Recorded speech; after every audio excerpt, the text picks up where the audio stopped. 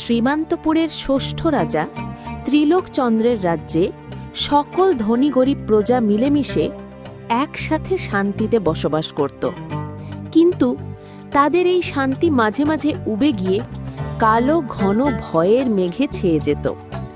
এর কারণ একটি দুষ্ট দৈত্য কয়েকদিন পরপর সেই রাজ্যে এসে প্রজাদের ঘর বাড়ি ভেঙে দিয়ে যেত এবং ফসলের ক্ষেতের সকল ফসল নিয়ে যেত। এর দুশ্চিন্তায় রাজা ত্রিলোকচন্দ্রের চোখে ঘুম নেই। রাজা তার বিশাল সেনাবাহিনী দিয়ে দৈত্যকে পরাজিত করতে গিয়েছিল বটে, কিন্তু এত বিশাল ভয়ঙ্কর দৈত্যের সাথে তার সেনাবাহিনীও পেরে ওঠেনি। রাজা মাঝে মাঝে রাজ্যের শক্তিশালী যোদ্ধাকে ওই দৈত্যকে মারতে পাঠাতেন, কিন্তু সে আর ফিরে আসত না। এইভাবে অনেক দিন কেটে গেল। একদিন রাজার কাছে এক যুবক এলো।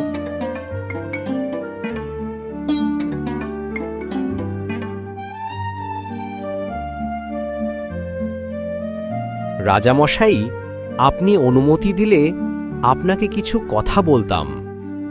অনুমতি দিলাম, বলো। শুনেছি এই রাজ্যে এক দৈত্য বড়ই যন্ত্রণা করছে। সে নাকি এই রাজ্যের ফসল মানুষ ধরে ধরে নিয়ে যায়। হ্যাঁ, ঠিকই শুনেছ। আগে মাসে একবার আসতো, এখন দিন দিনও আরো ভয়ঙ্কর হয়ে উঠেছে।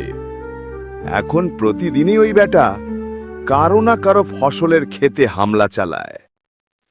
কেউ যদি ওকে বাধা দেয়, তাকেই বেটা শেষ করে দেয়। তুমি এখানে কি করতে এসেছ?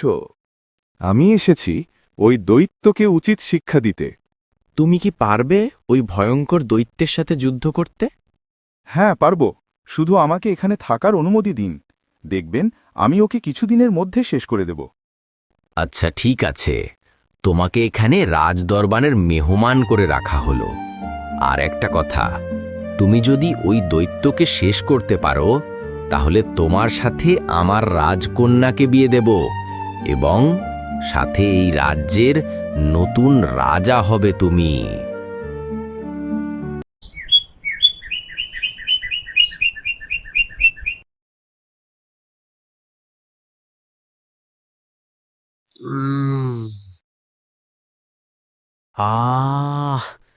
এত ভালো ঘুম হয়েছে, কখন যে সকাল হয়েছে টেরও পাইনি। যাই যাই, সকাল সকাল আমার কাজে নেমে পড়ি।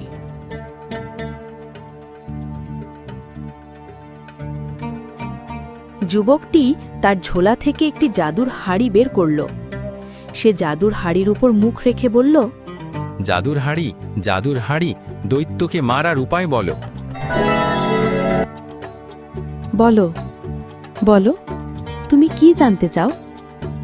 আমি দৈত্যকে হারাতে চাই, তার উপায় তুমি আমাকে বলে দাও। তুমি যদি দৈত্যকে হারাতে চাও, তাহলে নীল নদের পাশে পাহাড়ের ওপারে এক ঘন জঙ্গল আছে। সেখানে বাস করে পক্ষীরাজ ঘোড়া। সেই ঘোড়াকে তোমার বশ মানাতে হবে, আর তারপর সেই ঘোড়া তোমাকে এমন একটি জায়গায় নিয়ে যাবে যেখানে এক জাদুর তরোয়াল আছে।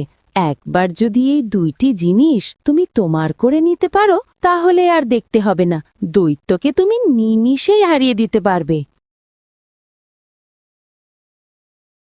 যুবক হাড়িটির কথা মতো নীল নদের উদ্দেশ্যে রওনা হল। জঙ্গল আর নদী নালা ধরে সারাদিন সারা রাত হাঁটতে হাঁটতে অবশেষে সেই পাহাড় ঘেরা জঙ্গলে পৌঁছাল। সেখানে কিছুক্ষণ জিরিয়ে নেয়ার জন্য একটি গাছের ছায়ায় বসল। সে আপন মনে নানা রকম চিন্তা ভাবনা করতে লাগল আর নিজের সাথেই কথা বলতে লাগল। কিন্তু সে যে গাছের তলায় বসেছিল, সেই গাছের পাশেই আরেকটি তেঁতুর গাছ ছিল। সেই গাছের মধ্য থেকে উদয় হলো এক অতি কদাকার দেখতে এক দানব। কে রে তুই? আমার রাজ্যে এসে বর্বর করছিস? দিলি তো, দিলি তো আমার সুখের ঘুমের 12টা বাজিয়ে। কত সুন্দর স্বপ্ন দেখছিলাম আমার জান শাকচুন্নিকে নিয়ে, দিলি তো 12টা বাজিয়ে। তোর মরার স্বাদ জেগেছে, সেধে সেধে এই মৃত্যুপুরীতে হেঁটে হেঁটে চলে এসেছিস। আয়, আজ তোকে দিয়েই রাতের ডিনার সারবো। অদ্ভুত ভুতুরে আওয়াজ শুনে ভয়ে থর থর থর করে কাঁপতে লাগলো যুবক। তার মাথায় একটি বুদ্ধি এলো। যুবকটি বলল, আমি কি আর সাধে এসেছি? আমার রাজ্যের যুবরাজের বিয়ে হচ্ছে না। অনেক পাত্রী এসেছিল বটে, কিন্তু কেউ যুবরাজকে দেখে বিয়ে করতে চায় না। একটু বেটে তো, তাই মেয়েরা দেখে মুখ ফিরিয়ে নেয়। রাজ্যের জ্যোতিষী বলেছে, দৈত্যের পা দুটি কেটে মশলা মাখিয়ে ঝোল করে যদি খাওয়ানো যায়, তাহলে যুবরাজ লম্বা হয়ে যাবে, আর সব মেয়েরা তাকে বিয়ে করতে হুমড়ি খেয়ে পড়বে।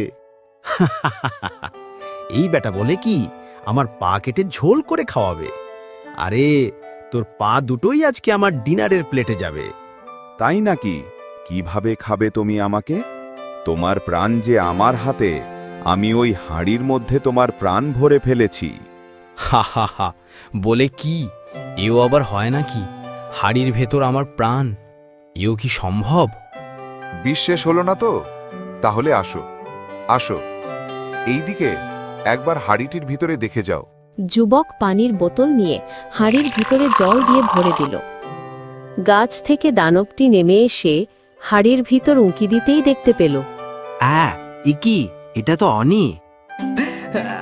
আমি কিচ্ছু করি নাই, আমাকে তুমি ক্ষমা করে দাও। তোমার হাতে ধরি, পায়ে ধরি, আমাকে তুমি ক্ষমা করে দাও। তুমি যাই বলবে আমি তাই করব। তুমি আমাকে ক্ষমা করে দাও। কাজ হয়েছে? তাহলে বলো, আমি পক্ষীরাজ ঘোড়া কোথায় পাবো? কি পক্ষীরাজ ঘোড়া? বলছি, আমি তোমাকে ওই পক্ষীরাজ ঘোড়ার পথ দেখাবো। এই বলে দৈত্যটি মাটিতে একটি বৃত্ত তৈরি করল। এখানে এসো, এই বৃত্তের মধ্যে এসে দাঁড়াও, আমি তোমাকে পক্ষীরাজ ঘোড়ার দেশে নিয়ে যাচ্ছি। এইভাবে দানব তার জাদুর মাধ্যমে যুবককে পক্ষীরাজ ঘোড়ার দেশে নিয়ে গেল।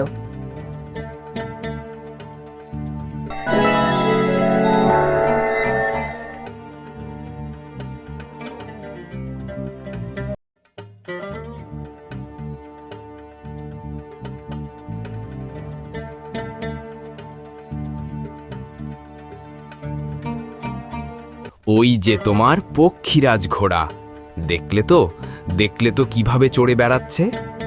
আমার কাজ শেষ, তাহলে আমি এখন চললাম।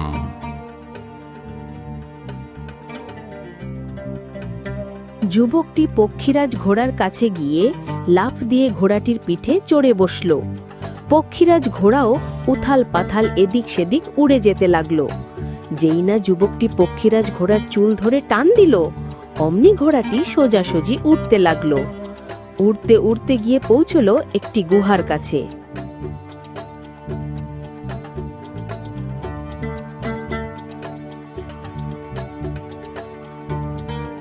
গুহাটি অন্ধকার। যুবক বুঝতে পারল গুহার ভিতরে আলো ছাড়া যাওয়া যাবে না। তাই সে এক টুকরো পাথর তুলে নিয়ে তাতে ঘষে ঘষে মশালে আগুন জ্বালালো। মশালের আলোতে ধীরে ধীরে যুবক গুহার ভিতরে ঢুকল।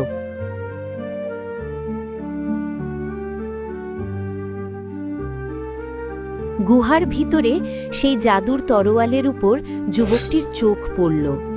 কিন্তু এ কি? তরোয়ালের কাছেই পাহারায় বসে আছে একটি মস্ত বড় সাপ। কেন এসেছিস এখানে? তুই যদি তরোয়াল নিতে আসিস, তবে তোকে আমি কামড়ে দিব।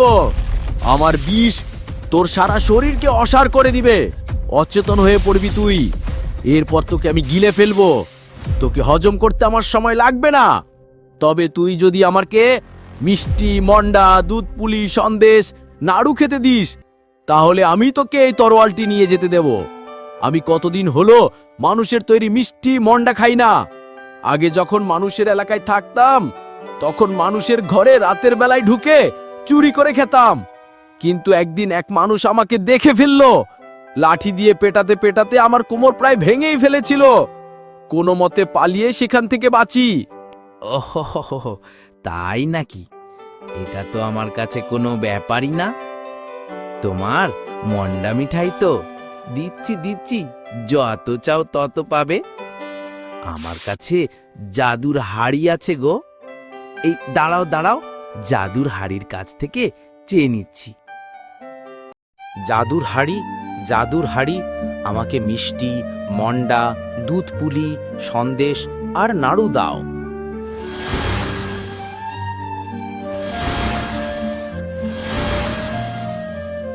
ওরে বাবা, এ তো রাজকীয় ব্যাপার।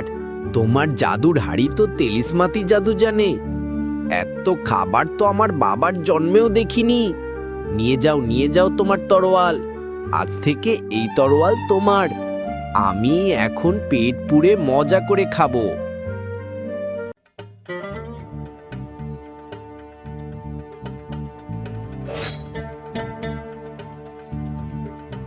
আম আম আম আম আম আম।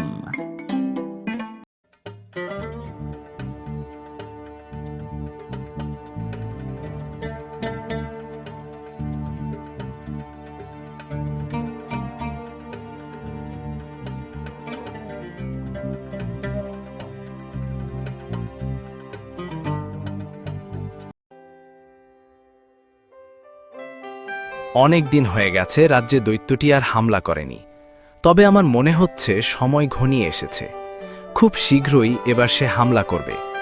আমাকে আর কষ্ট করে তাকে খুঁজতে যেতে হবে না। সে নিজেই আমার হাতে এসে ধরা দিবে। রাজামশাই, আমার মনে হচ্ছে দৈত্যটি খুব শীঘ্রই আবার আক্রমণ করবে। তাহলে এখন উপায়?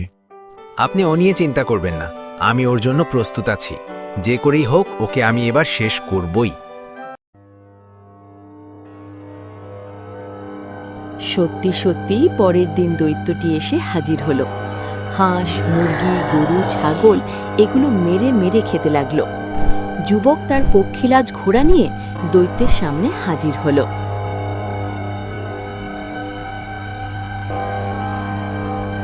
তুই এখানে এসেছিস কেন? তুই এই রাজ্যের অনেক ক্ষতি করেছিস। তোকে আর আমি এই রাজ্যের কোনো ক্ষতি করতে দেব না। তুই আমাকে বাধা দিবি? পারবি না। চলে যা, না হয় তোকে জানে বাঁচতে দেব না। দাঁড়া, তোকে এখনই আমার জাদু দিয়ে ভস্ম করে দেব। অং ছং পং ছপ ছপ পটাশ পটাশ ফু। হঠাৎ চারদিক অন্ধকার হয়ে গেল। আকাশে কালো মেঘ, ঝড়ো হাওয়া। দৈত্য বিশাল আকার ধারণ করল। তার চোখ জ্বলজ্বল করছে আগুনের মতো। কিন্তু যুবক একটুও ভয় পেল না। সে পক্ষীরাজ ঘোড়ার পিঠে দাঁড়িয়ে শক্ত হাতে জাদুর তরোয়াল তুলল।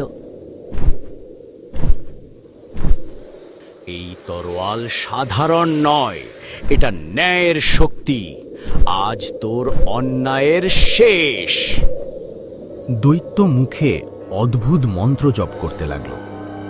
অং ছং পং ছপ ছপ পটাশ ফু। সে আগুনের গোলা ছুড়ে দিল যুবকের দিকে। যুবক কোনো মতে সেটাকে পাশ কাটিয়ে গেল। এবার যুবক জাদুর তরোয়ালকে বলল, জাদুর তরোয়াল, দেখা তোর কারিশমা।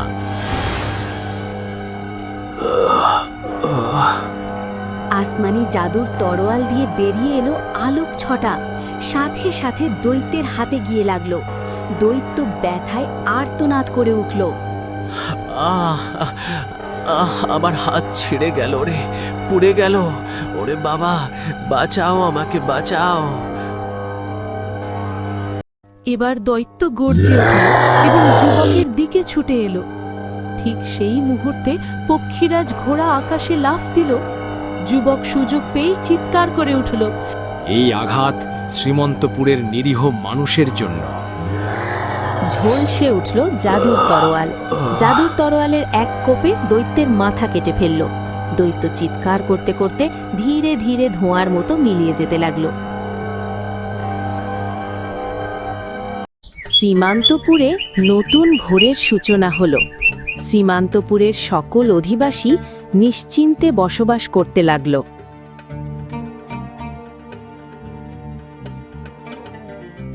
বন্ধুরা, ভিডিওটিকে তোমাদের ভালো লেগেছে? কমেন্টসে জানিও। আর ভালো লাগলে আমাদের চ্যানেলটি সাবস্ক্রাইব করে পাশে থাকা বেল বাটনটি অন করে দিও। তাহলে পরবর্তী ভিডিওটির নোটিফিকেশন তুমি শীঘ্রই পেয়ে যাবে। ভিডিওতে সেরা কমেন্টসগুলো আমরা নাম সহ চ্যানেলের শুরুতেই প্রকাশ করব, তাই বেশি বেশি কমেন্টস করো। ধন্যবাদ।